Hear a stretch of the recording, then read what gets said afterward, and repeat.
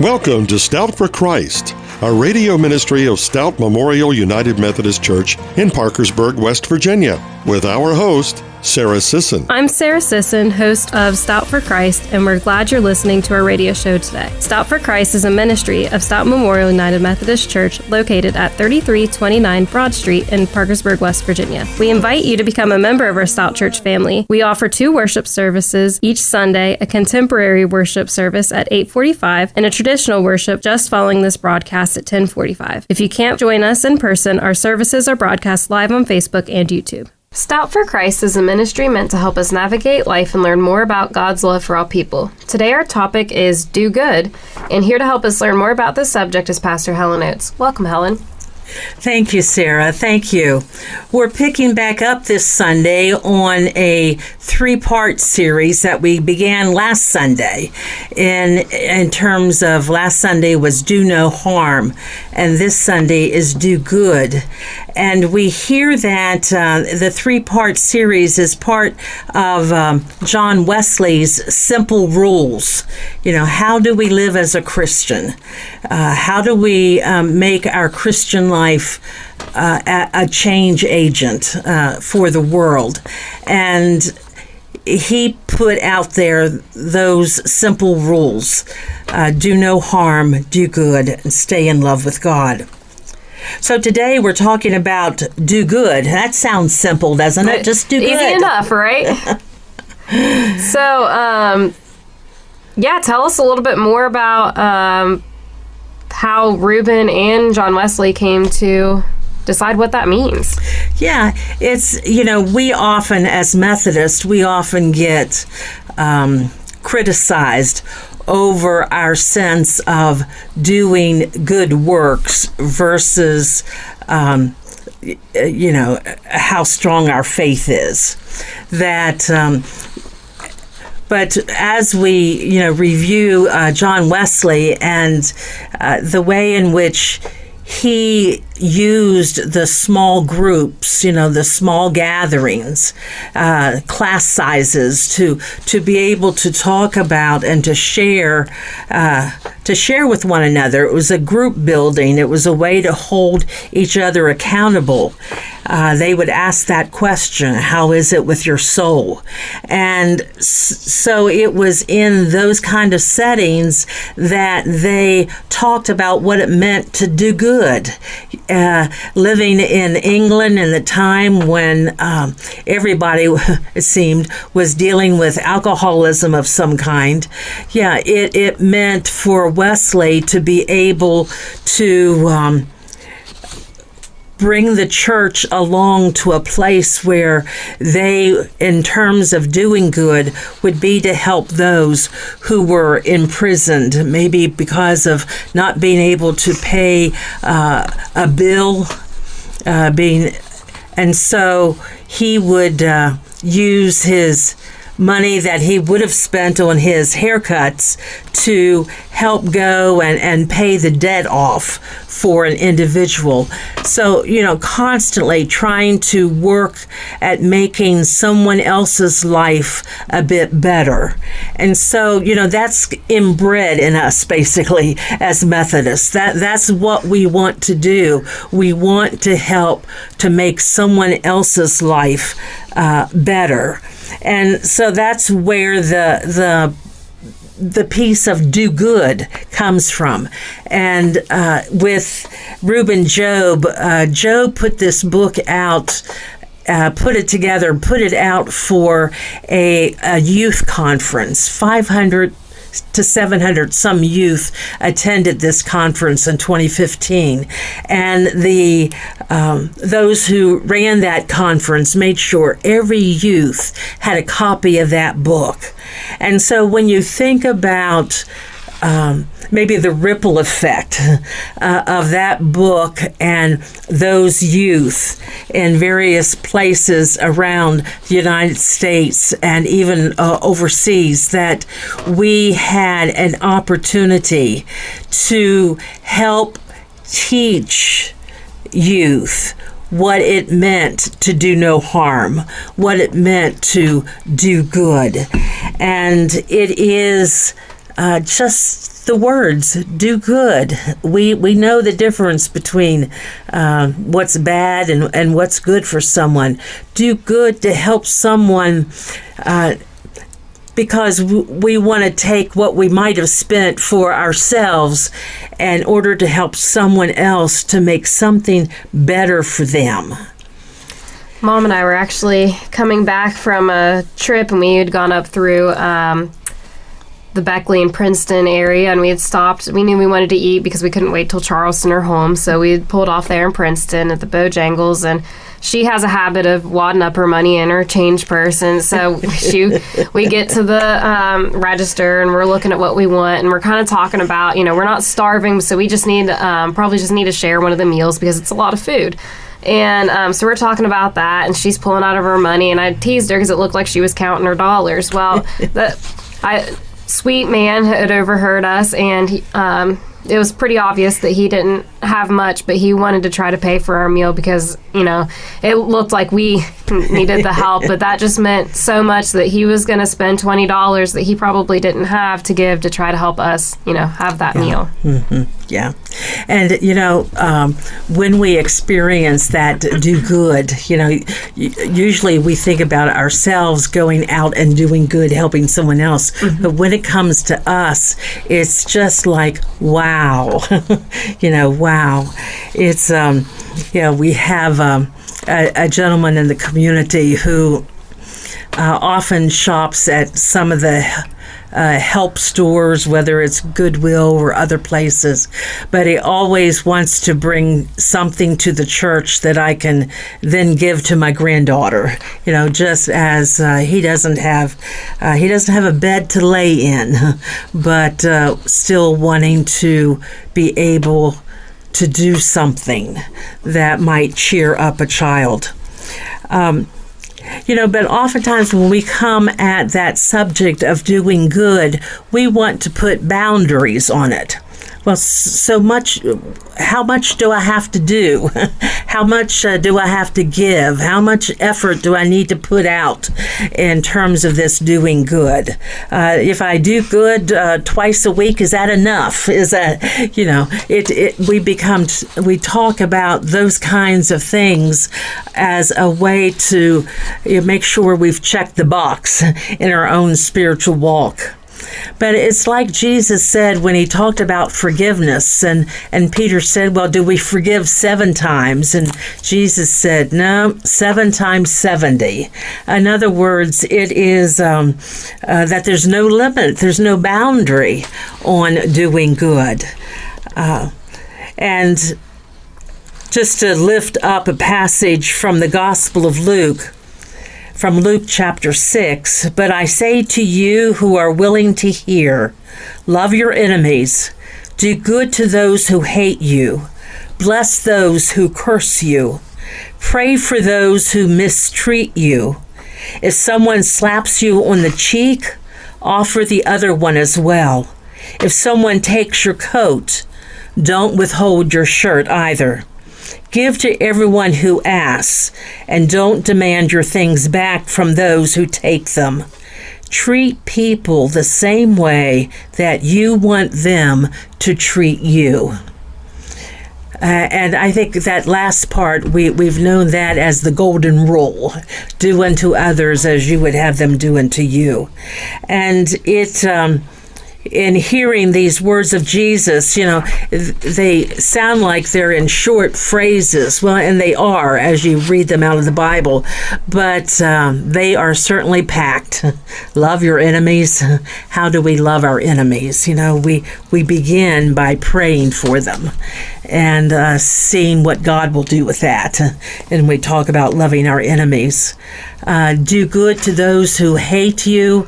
We often want not to do good, but we want to revenge. We want to get back at. We want to spread as much gossip as we can if we heard gossip come our way about ourselves, in terms of negative. Bless those who curse you. Pray for those who mistreat you. So Jesus lays these quick one-liners out that were easily remembered, because they were short. And because of that, we then have the text ourselves to be able to reflect on. But there was a practice within the Roman soldiers during that time of Jesus. They would, if a Jew was in their way, if a Jew was doing something or an Israelite was doing something that the Roman soldiers didn't approve of, because remember, Israel was occupied by the Romans. The Roman soldier could simply backhand the individual without giving any reason. And so if you backhand someone, and in that time, most everyone was right-handed. If you backhand someone, that means that you're hitting them on, I always have to look at this to make sure, on the right side of their face. So when Jesus says, turn the other cheek, what he is asking those who get beaten down, what he's asking is to turn your head so that your left side of your cheek is available to be struck. But the problem was, the issue came that Roman soldiers would not do that. They would not use their hand to hit, because that would mean they'd have to use the palm of their hand. And you can't, it's hard to backhand someone if you're right-handed to hit them on the other side of their face. So, because the palm of the hand, as it would touch someone's face, meant something about equality. It meant, yet I see you as a human. I see you as an individual like myself. I think of my grandmother, who would often come up to us and pat us on the cheek, just as her way of showing some love. A Roman soldier did not want to do that. And yet when an Israelite is a Jew would stand up and offer that cheek, it would be a way of making a testimony. It'd be a way of protesting the way in which the soldiers dealt with those that they occupied.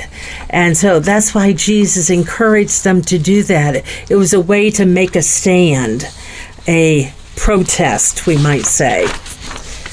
So, John Wesley always said that there were two parts of this do good. Can you go into that a little bit?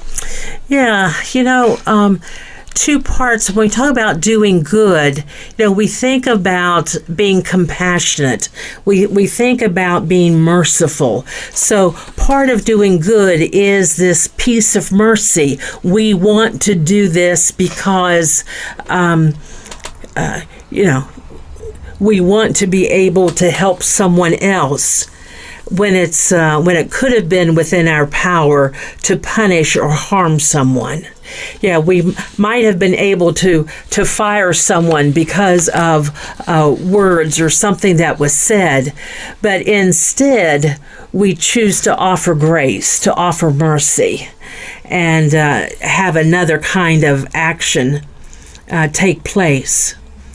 And the other piece of doing good is opportunity for us to see. We talked about making sure we have our blinders off with do no harm, but with doing good, to be able to see the opportunities that are out there that we can do good.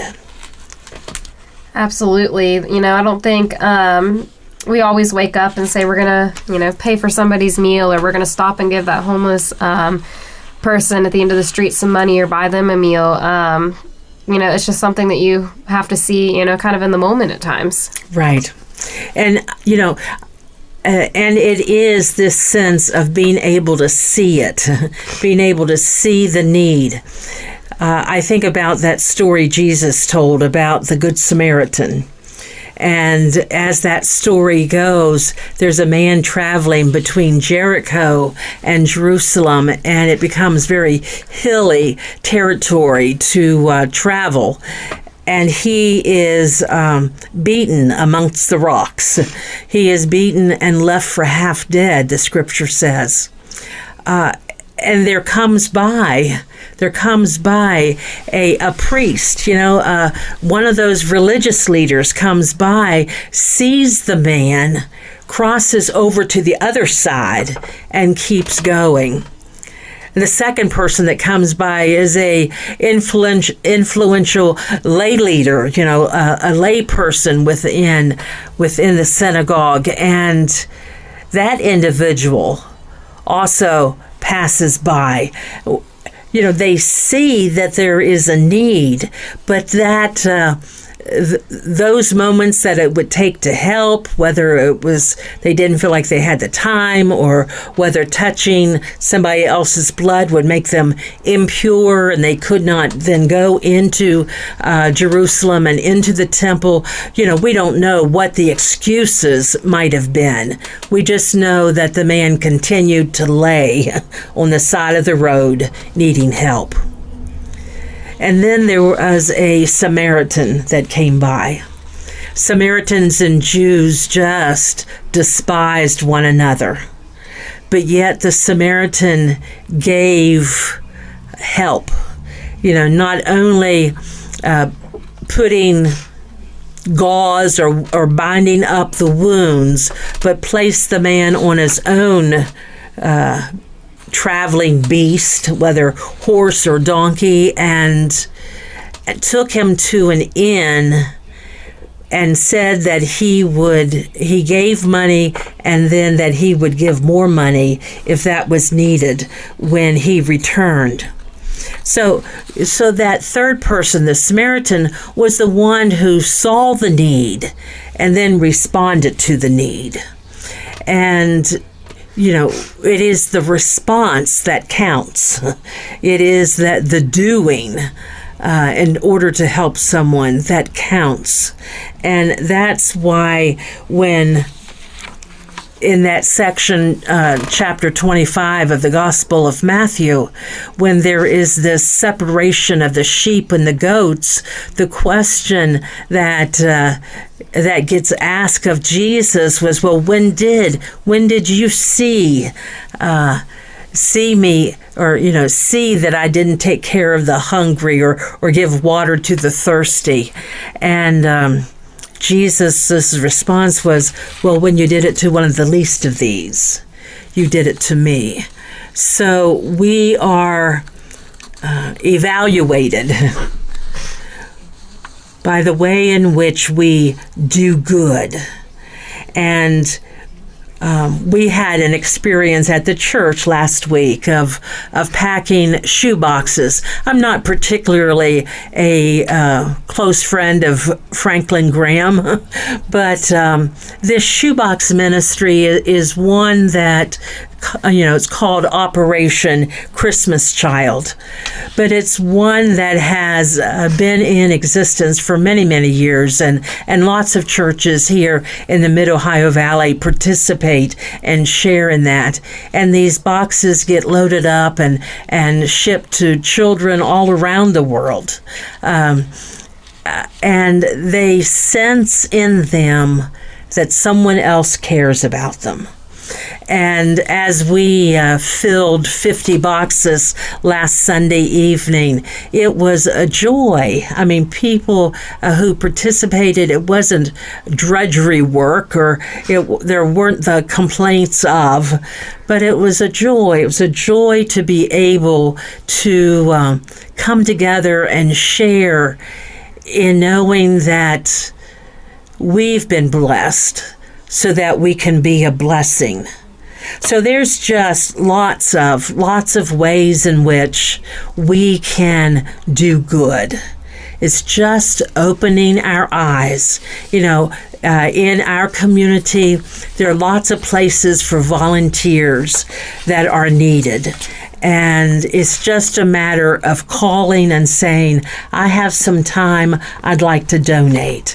and those who answer those calls would be so excited to have a new volunteer. Do good. Yeah, and sometimes doing good isn't always, overly cheerful like packing boxes. Sometimes it's the hard conversations or experiences, talking with people that are experiencing homelessness or hunger, the troubles that they're going through, the hardships, just sometimes it's listening to somebody's story and hearing, what you can do to make a difference in their lives or others. Exactly. Yeah. Listening is so important. Mm-hmm. Well, thank you, Helen. That was a great discussion, and I know that there is someone listening today whose life is touched by your wise words of hope in Christ and love for us all. Thank you. Thank you, Sarah. If you were blessed by this program today and want to know more about how you can become part of the Stout Memorial United Methodist family, tune in to Stout Memorial's Facebook Live worship broadcast just after this program at 10:45 a.m. Send an email to stoutmemorial@gmail.com or attend a worship service in person at 8:45 and 10:45 each Sunday morning. This has been Stout for Christ, a radio ministry of Stout Memorial United Methodist Church, Parkersburg, West Virginia.